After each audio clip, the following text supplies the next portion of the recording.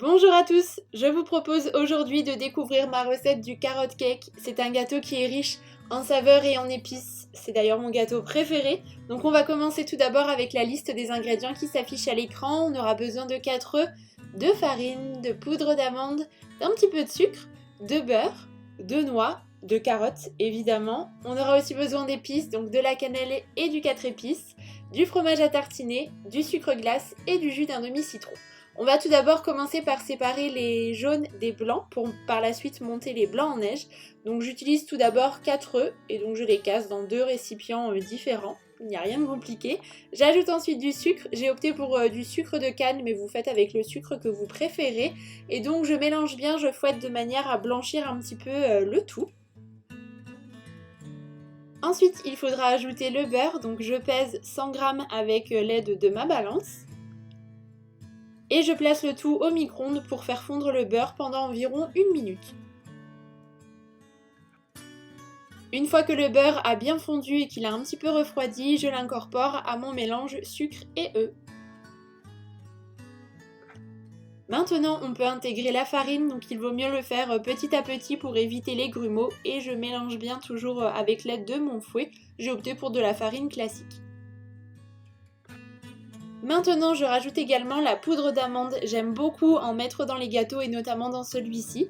Ensuite, je m'occupe des blancs en neige, donc pour cela, je mets une petite pointe de sel dans mon récipient et je les monte au batteur électrique. Je vous avoue que je n'ai pas été assez courageuse pour le faire au fouet traditionnel, donc je les monte jusqu'à obtenir le résultat optimal.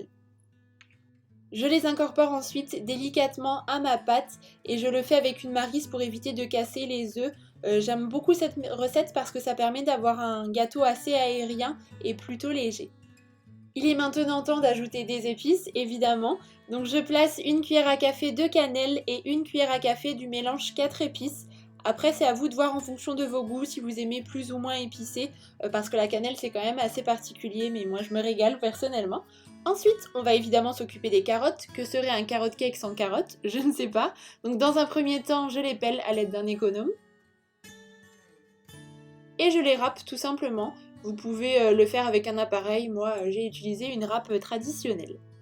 Pour la prochaine étape, on va concasser les noix, donc j'utilise un gros couteau pour pouvoir avoir des morceaux qui soient plus petits mais en même temps pas trop fins non plus, je ne souhaite pas avoir une poudre de noix.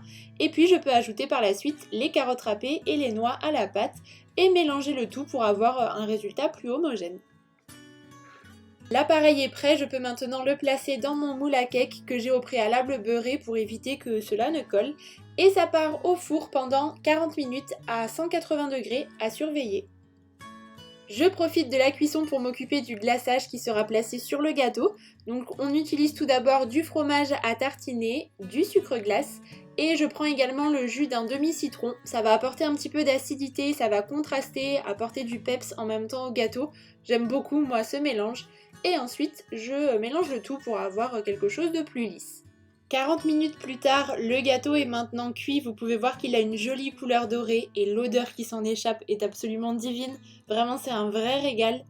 Donc maintenant, on va pouvoir terminer et placer le glaçage. Donc j'utilise une maryse et j'en place petit à petit si vous voulez. J'essaye de lisser la surface pour avoir un résultat plutôt joli. Faites un petit peu comme vous pouvez.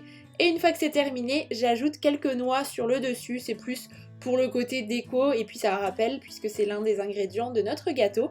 Et le gâteau est placé ensuite 30 minutes au frigo pour que le glaçage se fiche tout simplement.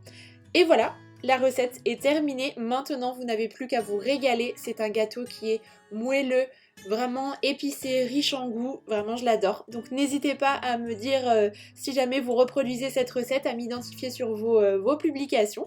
Et puis voilà, je vous souhaite un très bon appétit. Je vous dis à très bientôt dans une prochaine vidéo.